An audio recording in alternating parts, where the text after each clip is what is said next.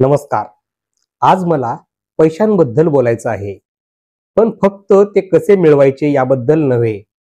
मला हे उघड करायचे आहे की ज्यांनी खरोखरच लक्षावधी संपत्ती निर्माण केली आहे ते त्याबद्दल कसे विचार करतात. म्हणजे श्रीमंत लोक कसे विचार करतात. झगमगीत गाड्या, पार्ट्या याबद्दल नाही, तर खरोखर श्रीमंत लोक पैसा मिळविण्यासाठी नव्हे तर वापरण्यासाठी पाहतात. खर्च करण्यासाठी नव्हे तर रणनीती करण्यासाठी ते पाहतात.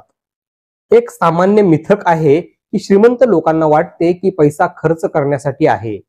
वास्तव वेगळे आहे. ते पैशाला सैनिक म्हणून पाहतात.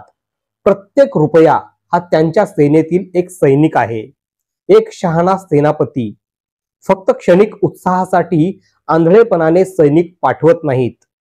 तो त्यांना रणनीती करून तैनात करतो.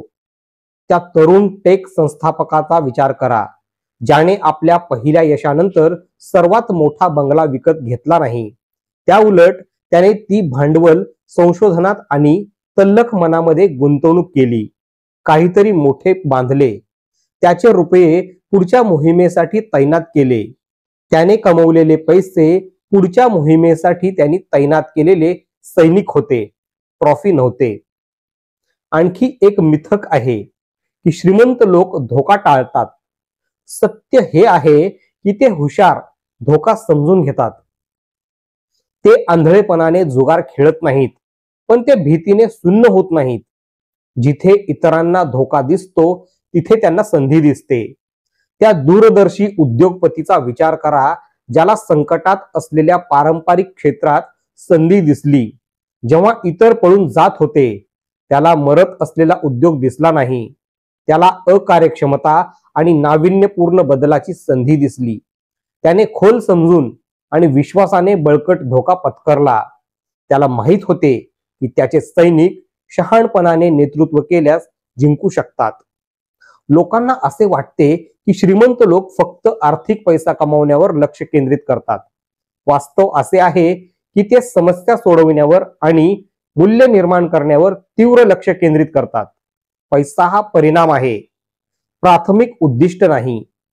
त्या प्रेरणादायी महिलेचा विचार करा, जिने गॅरेजमधून एक लहान बायोटेक कंपनी सुरू केली. तिचे प्रेरणास्थान फक्त रुपये जमा करणे नव्हते. ती एक गंभीर भारतीय आरोग्य आव्हान सोडवत होती. उपचार सुलभ आणि परवडणारे करत होती. तिने मूल्य निर्माण करण्यासाठी सर्व काही ओतले. संपत्ती आली कारण तिने एका गंभीर गरजेचे निराकरण केले. तिने परिणामाचे राज्य बांधले. हेही एक मिथक आहे की श्रीमंत लोक पैशाला जपून ठेवण्यासाठीच्या सुरक्षिततेसारखे पाहतात. त्याऐवजी ते पैशाला ऊर्जा आणि उत्तोलक म्हणून पाहतात. जपून ठेवलेला पैसा शक्ती गमावतो.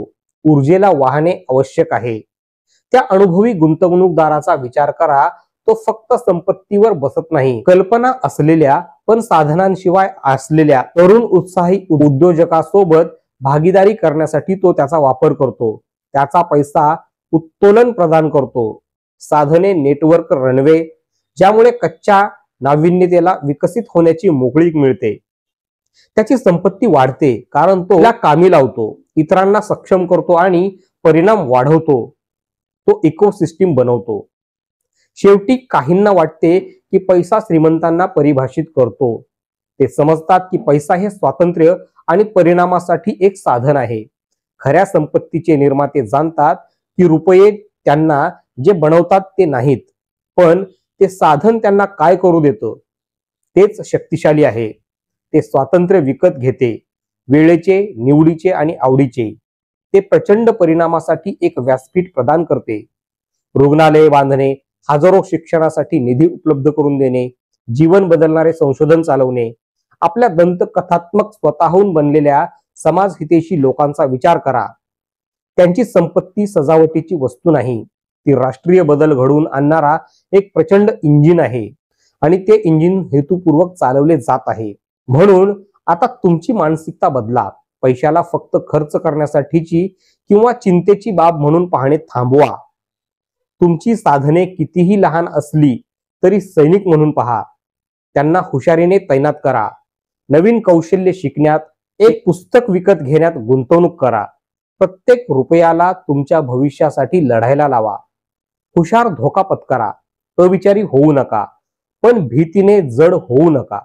संशोधन करा, शिका, मग तुमच्या स्वप्नांकडे धाडसी पाऊल टाका. इतरांना दिसलेली संधी चुकवू नका. मूल्य निर्माण करण्यावर प्रचंड लक्ष केंद्रित करा. तुम्ही कोणती समस्या सोडवू शकता?